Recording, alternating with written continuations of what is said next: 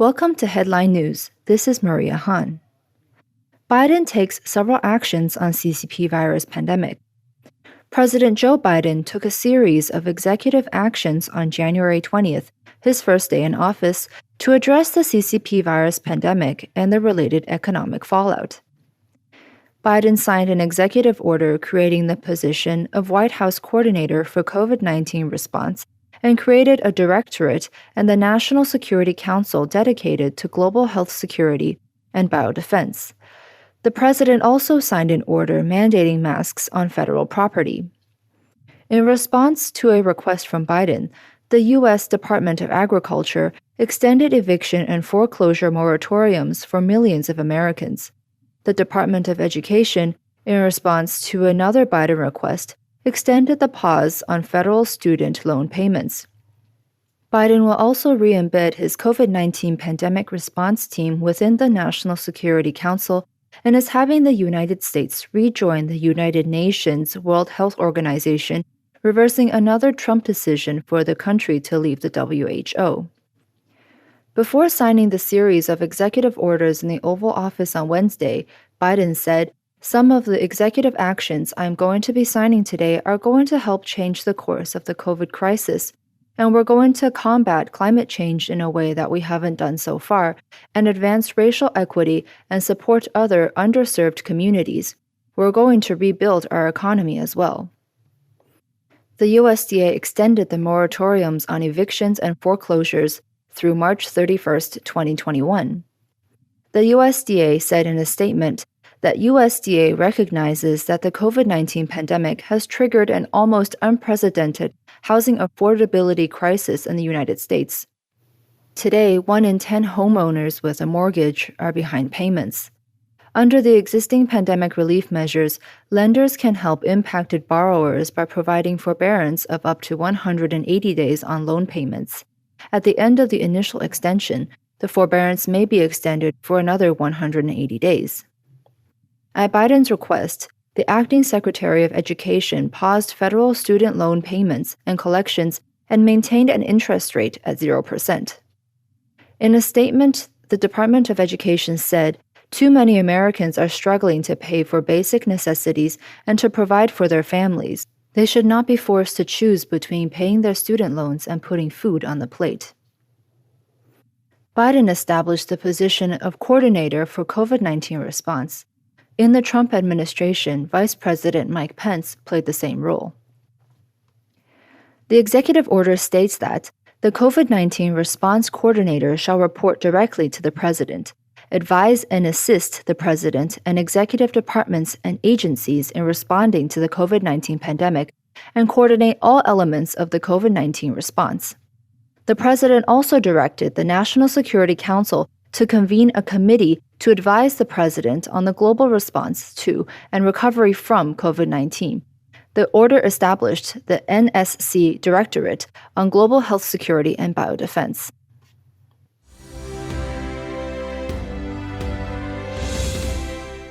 White House Patriotic Education page pulled down immediately after Biden taking office. On his first day in office, Biden removed from the White House website former President Trump's 1776 Commission, an educational initiative designed to teach American history from a patriotic perspective. The 1776 Commission was formed last September to clarify the critical portrayal of early American history in the New York Times' 1619 Project. The 1619 Project has been criticized by the American historical community, but some radical American schools have incorporated it into their teaching. As part of the Advancing Racial Equity executive order Biden dissolved in the 1776 Commission, the White House website took down the 1776 Commission's introductory page at noon on Wednesday, January 20th, but it can still be found on President Trump's archive page. In a press release on Wednesday, the Biden-Harris transition team said the 1776 Commission is trying to erase the history of racial injustice in America. The 1776 Commission released a public report just 2 days before Biden's inauguration and during Trump's term. The report warns that modern political movements are in danger of moving away from America's founding principles noting that many historical movements have succeeded because they helped uphold America's founding principles rather than throwing the inheritance away. The report calls for national renewal education throughout the United States to teach future American citizens the founding principles and the character necessary to live out those principles. Patriotic education, the report states, doesn't mean ignoring the faults in our past, but rather viewing our history clearly and wholly with reverence and love. The report warns that U.S. colleges and universities are often today's hotbeds of anti Americanism libel and censorship that combine to generate, in students and in the broader culture, at the very least disdain, and at worst, outright hatred for this country. And their intention is to manipulate opinions more than educate minds. The report singled out the 1619 Project as presenting a distorted version of American history to young readers and preventing students from learning to think inductively with a rich repository of cultural, historical, and literary reference. They disdain today's students just as they doubt the humanity, goodness, or benevolence in America's greatest historical figures.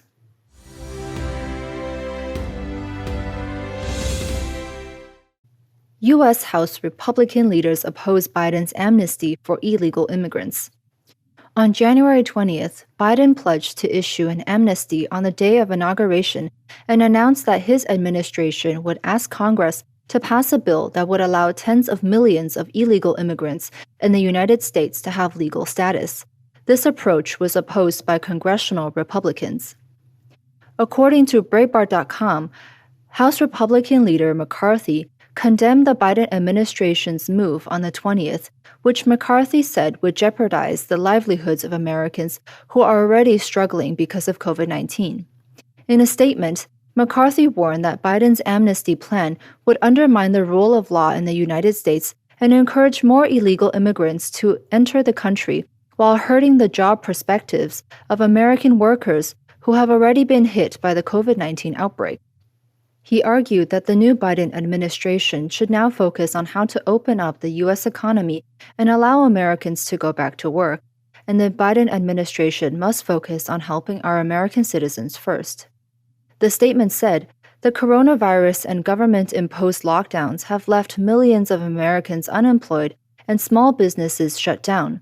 Our immediate national priority must be to help Americans get back to work.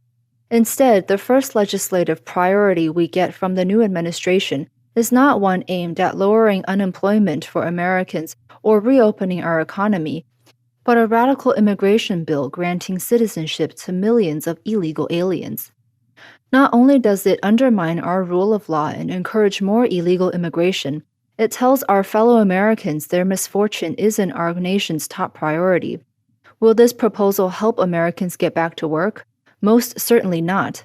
And until that happens, the Biden administration must focus on helping our own citizens first." Senator Mark Rubio, a Florida Republican, issued a similar statement on the same day, opposing the pardon as soon as Biden took office. On his first day in the White House, Biden signed an order strengthening protections for Dreamers, a move to protect the Obama administration's political legacy of providing a pathway from deportation and citizenship for thousands of young immigrants. Biden also called for the passage of a broader immigration benefits program that would provide a 5-year green card and an 8-year path to citizenship for the estimated 11 million U.S. residents without legal status, a bill that would need to be passed by Congress. If not enough Democratic lawmakers oppose the bill to provide legal status for illegal immigrants, the Biden administration's bill will pass the Democratic-dominated House of Representatives, and at the Senate stage, the bill in question will need at least 10 Republican members to vote in favor of it before it can become an act. In the 2020 House elections, McCarthy-led House Republicans added more than a dozen seats, significantly eroding the Democrats' dominance in the House in 2018. This helped Republicans lobby somewhat harder on some bills. Thank you for joining us today, and we'll see you next time.